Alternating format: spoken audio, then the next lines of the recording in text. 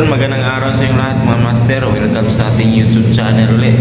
So for today mga master ay i-demo ko sa inyo kung paano mag-terminate ng manual transfer switch mga master or MTS.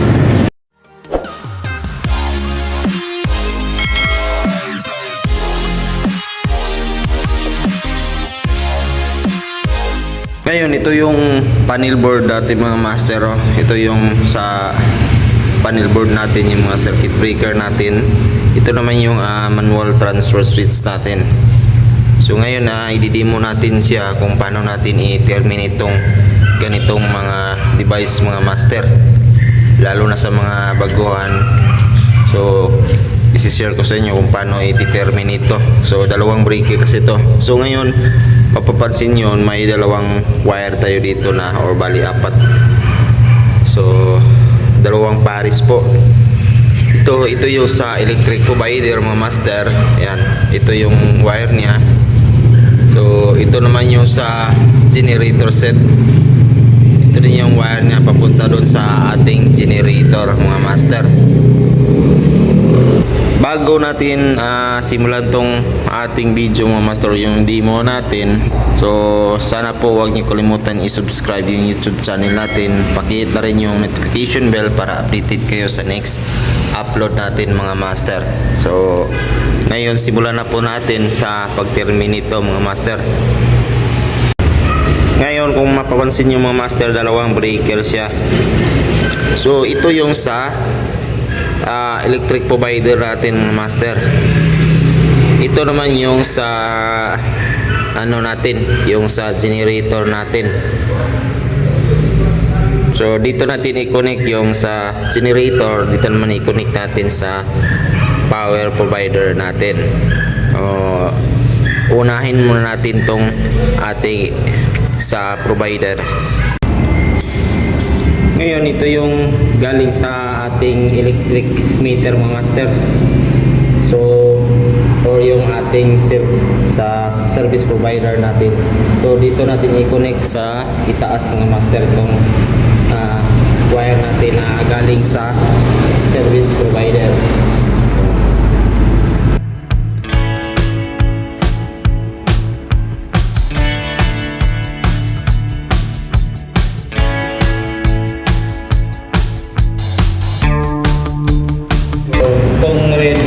Ay ito yung live natin.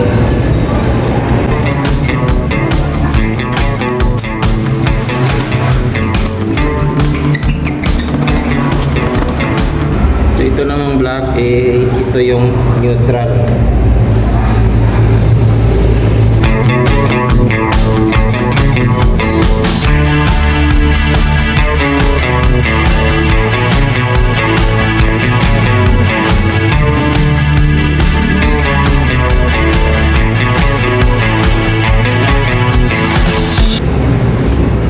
Ayan, na-connect na natin tong ating sa power provider natin mga master. So next naman natin is itong sa generator natin galing na wire.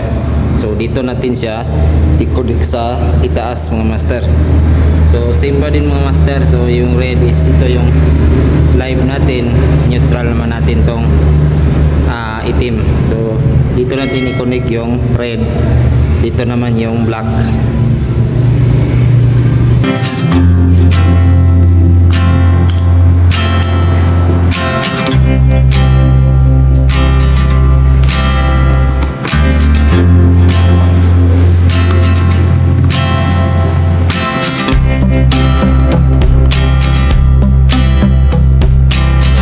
Itong black natin is dito natin ilalagay.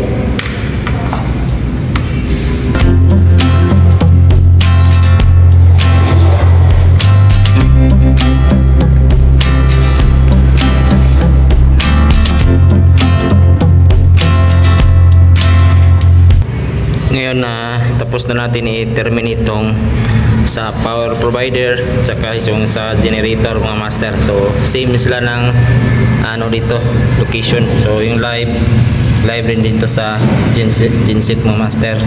Neutral is dito rin yung neutral. So next naman natin ilagay dito is yung supply natin papunta dito sa ating panel board. So gagamit tayo ng 8.0 na wire dito kasi 40 amperes lang po yung ano natin dito, yung circuit breaker natin na main. So magmula dito sa ating double throw papunta dito sa ating main panel board mga master. So ito yung wire natin na 8.0. So may nakaabang na ako dito na butas mga master papunta dito sa ating double throw. So lusot ko lang dito papunta dito sa kabilang yung double throw panel natin. Yan. So ito na yung wire natin papunta dito sa main panel board natin. So i-connect muna natin tong ating wire dito sa ating main circuit breaker. Okay, tapos na natin i-terminate dito sa ating main breaker mga master papunta dito sa ating double throw. So yung na natin dito, yung termination naman natin dito sa kung paano natin i-terminate yung sa power provider at saka yung sa generator pagdating na dito sa baba na side mga master. So ganun pa rin, yung blue, red is live, black is yung neutral. So i-connect natin siya dito sa una dito sa power provider natin na breaker mga master. Yan. So yung live natin is red, dito natin i-connect sa power provider na breaker.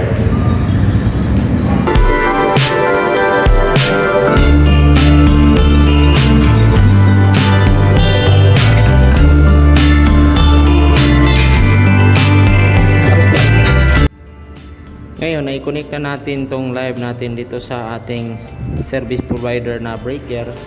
So maglagay din tayo ng wire dito sa live ng generator mga master papunta dito sa live ng power provider. So galing dito papunta dito sa live ng power provider.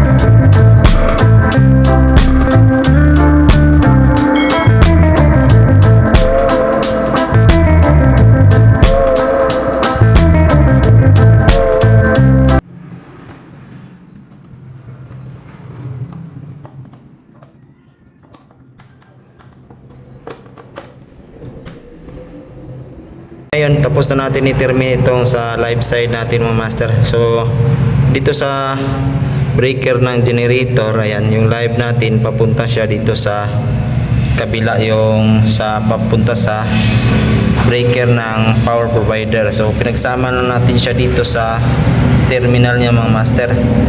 So dito na siya pinagsama natin yung kanyang live. So ganoon din mga master sa neutral. So mag-connect natin tong ating neutral dito.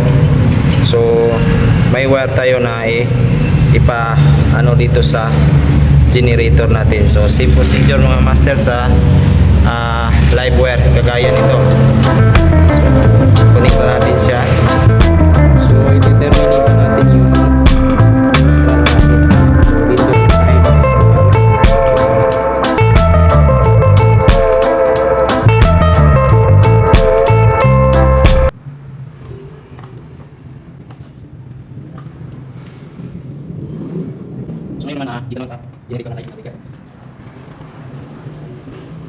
tapos na natin i-terminate itong ating manual transfer switch mga master. So dito na side kinout natin siya yung galing dito sa load side ng generator mga master. Ayan. So pinagsama natin siya dito sa terminal ng power provider. So pwede naman dito natin ilagay yung wire natin papunta sa panel board natin mga master. So pwede yun. So ang sa akin lang kasi is ano, yung sa power provider kasi is lagi yung may kuryente. So dito ko na kinunik yung ating or yung pag-terminate ng galing sa generator mga master. So pwede naman siya i-splice na naka-splice yung ating wire sa papunta sa panel board mga master. Pwede naman siya i-splice. So sa akin is hindi ko na siya na-splice, so dinirect ko na lang siya dito sa terminal natin. So dito natin siya pinagsama. Yan. So ganyan na po mag-splice ng manual transfer switch mga master. Yan yung sa power provider natin, ito yan sa generator, ito naman yung breaker niya sa bawat ano. So power provider, generator, so pinagsama ko lang siya dito papunta naman dito sa ating main panel board mga master. Yun yung main natin, dito natin siya nilagay. Yan. So yun mga master, sana po may natutunan kayo kung paano mag-terminate ng manual transfer switch na ganito, yung maliit lang na transfer switch. Meron naman siyang malalaki na yung mga TQD na mga master. Ito kasi is TQC na breaker.